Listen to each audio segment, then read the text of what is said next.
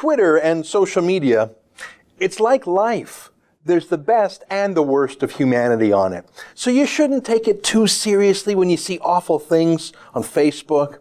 I'm going to tell you about a tweet on Twitter about the horrific highway crash that killed 16 people on the Humboldt Broncos hockey team last week. I'll tell you in a moment, but first, just to recap that story. There's so much grief. Such young, beautiful people, men and women actually, including one of the female sports therapists on the bus. They were from different backgrounds in life. Some of them were from Alberta, actually. Some of the hockey players were Aboriginal, of course. It was just young people loving life, loving Canada's national sport, loving being a team together, hoping for the future, and then a shocking tragedy. What can you do except grieve? What are you going to do? Well, people wanted to do something, so one woman set up a GoFundMe crowdfunding page to help raise money for the families to cover expenses, to cover hospital costs for the injured survivors. I'm not sure exactly what all the money is for, but I am absolutely sure that it will be needed. Canadians saw this, and they saw that it was a legitimate fund, and so they gave as a symbol of unity, I think. It was beautiful, really, don't you think? The best of humanity brought out through social media. It is rare, but that can happen. Well, I want to talk to you about the worst side of people that social media can bring out too.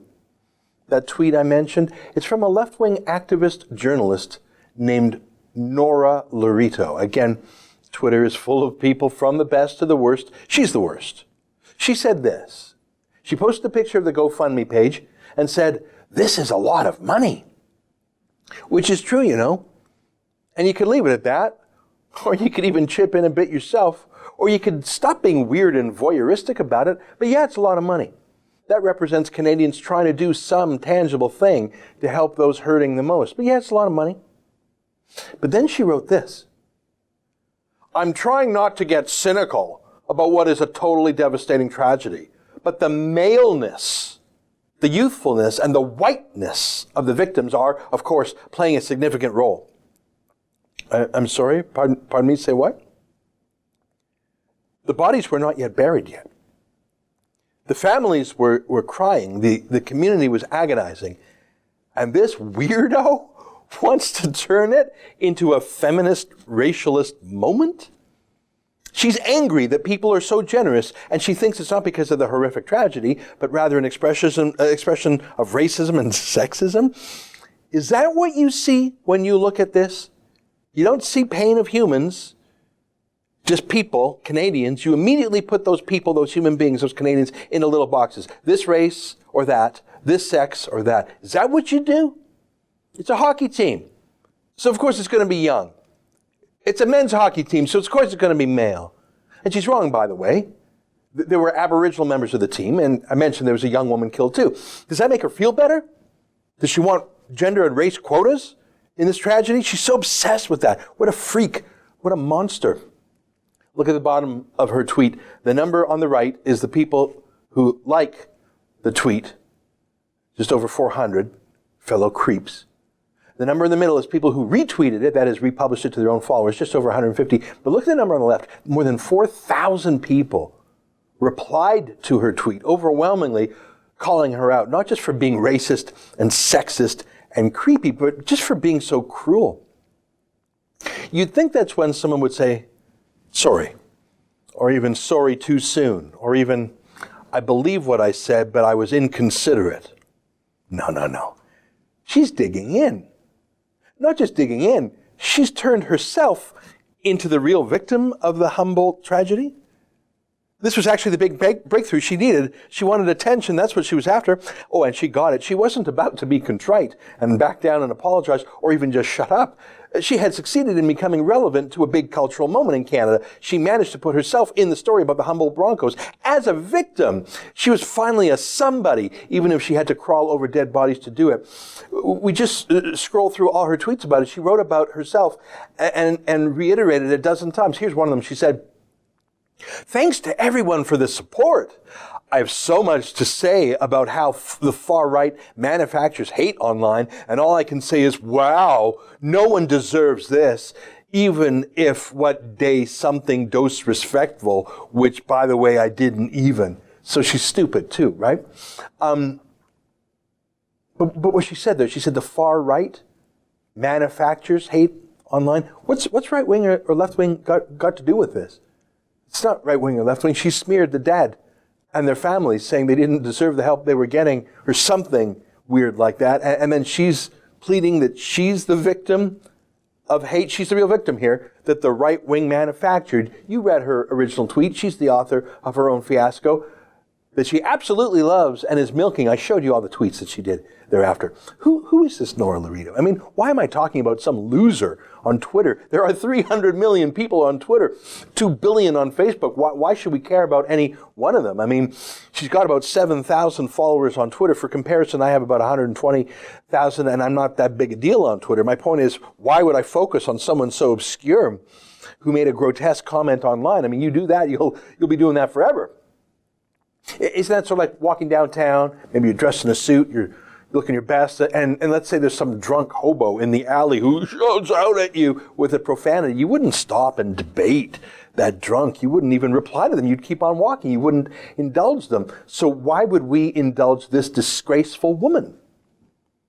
Well, because that drunk, profane hobo isn't a nobody, actually. In this case, she's a somebody, actually. Sure, she's gross, but she's a gross somebody. She was a students' union president about a decade ago, steeped in all the postmodern crap and political correctness and Marxism. Here's just a short sample of that.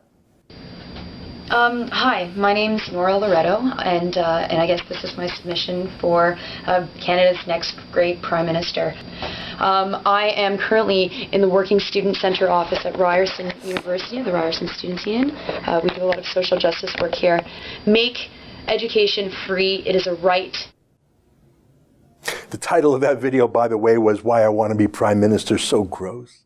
She finally graduated, and she kept up the extremism in real life after university, blending socialism with racism. Here she is in front of a Marxist banner that says, "A System in Crisis, Marxism 2014. She's so far left, the NDP isn't left-wing enough for her. Can you believe that? She actually campaigned for a party in Quebec called Quebec Solidaire. They're a mix of Marxism and pro-Islam extremism. That's her beat. And she's actually on the executive of Unifor, that big labor union. She's on the executive of their Canadian freelance union, which is an attempt to unionize journalists who don't have permanent jobs. So if you're a working man or woman in Canada, in a union, she's your spokesman. That's your union dues at work. How do you feel about that? She's part of Unifor. But still, I mean, so far, who cares, right? I mean, the fact that you have a gross leftist in student politics and then Quebec radical politics, and they're propped up by a labor union, none of that is really surprising, right? And anyone who has glimpsed at life on campus lately, or just listened to 5 minutes of Jordan Peterson, the great professor from U of T, you know how toxic campus culture is. So that's not news still. So here is my point. She is not just a marginal monster. She's in the heart of mainstream media culture in Canada, and is still today. She's a star at Maclean's magazine. Here's her piece doing her pro-Islam race huckstering about the mosque shooting in Quebec City that police and prosecutors said had nothing to do with Islamophobia. Well, not to her. It's proof we're all racist. She's a regular at an unreadable, obscure magazine called The Walrus. Unreadable, but sort of mainstream in that they're subsidized by Trudeau's Liberal government. Of course they are. Here she is in the pages of the Globe and Mail, Canada's national newspaper, if they do say so themselves. And so I'm coming to my point now. My problem with Nora Laredo is not that she's gross or racist or sexist or Marxist or a bit of a monster for trying to make the Humboldt tragedy about her, trying to take away the victimhood from the dead and their families and wear it around her own neck like she's the victim. My problem isn't that she's foul. I mean, that's part of humanity, and you can't legislate against that. You can't ban that. You don't want to ban that, because freedom includes the freedom to be that grotesque. My point is that Canada's mainstream media, the scolding, censoring, fainting couch mainstream media, who marginalize and deplatform and ban anyone who merely breathes a word of dissent about any genuine controversy. The same media political industrial complex that tries to get any dissident on issues of, let's say, transgenderism or Islam to get that person either fired from their jobs or banned from social media or even prosecuted for a hate crime, the same thin-skinned crybabies who want to legally ban Islamophobia, as if that's a thing, they're just fine with this gross woman because she's on the left and because she attacked men and white people and Saskatchewan and hockey and national pride and common Canadian purpose. I mean, I've told you before about rebel derangement syndrome, how the mainstream media just won't stop obsessing over how we here at the Rebel were just awful that we're even allowed to exist. I mean, remember when Wendy Mesley interviewed Jordan Peterson the other day? Like I say, best-selling journalist in the world right now. Her first question to him, was, why hasn't he disassociated himself from us? Speaking out against the federal bill, C-16, and gender pronouns and so on, the federal government cut your funding for research. Rebel Media came in and did a crowdfunding project for you, raised about $200,000. After Charlottesville and the riots, the protests there, many people cut ties with Rebel Media, including the Conservative leader Andrew Scheer, saying that it could be seen as giving hate groups a platform. You still go on there, so I'm wondering, why do you go on Rebel Media after Charlottesville?